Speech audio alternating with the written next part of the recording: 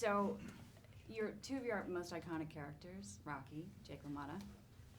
Was there any trepidation just in terms of thinking about doing a film that kind of pokes at it just lightly with fun, or was it you were open to being able to go back to that genre and not worry about it?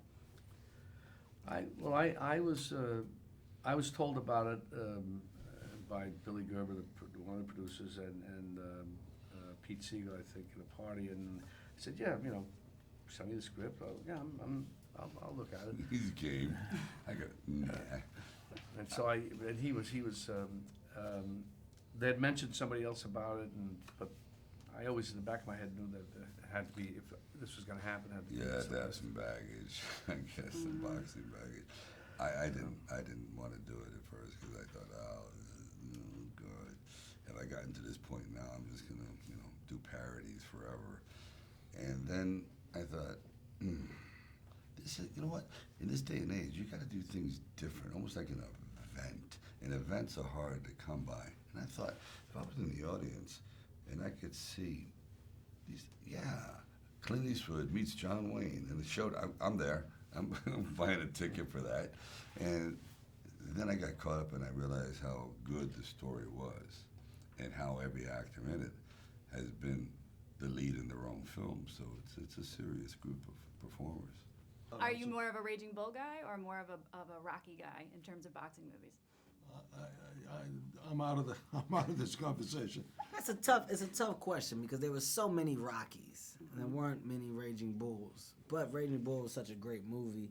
But then there's so many different variations of Rocky and the levels of him. So I would say Rocky just because we saw Rocky go through so much over a long period of time.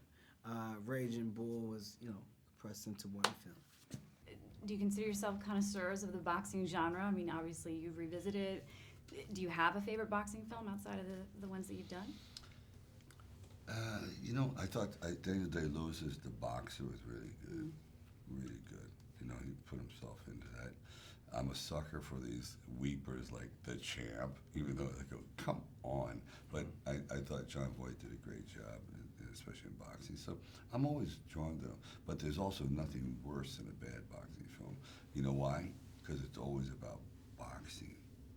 And this is not about boxing. This is, our whole lives are in shambles, and it's the redemption, putting it back together again. Do you have a favorite? It was Fat City. That was it, Fat City. I remember liking it. It was so long ago I saw it in Jeff Bridges, and there was the fighter, but it's not really about fighting, but it's a wonderful movie. Yeah, there's really good ones. There's really good ones, and there's also, like a lot of it, like people are just, they're not going to see a movie just for the fight. They're just not. I mean, even like a Gentleman Jim Corbett back, I like those films. Or The Harder They Fall, fantastic film, with Anthony Quinn. Jesus.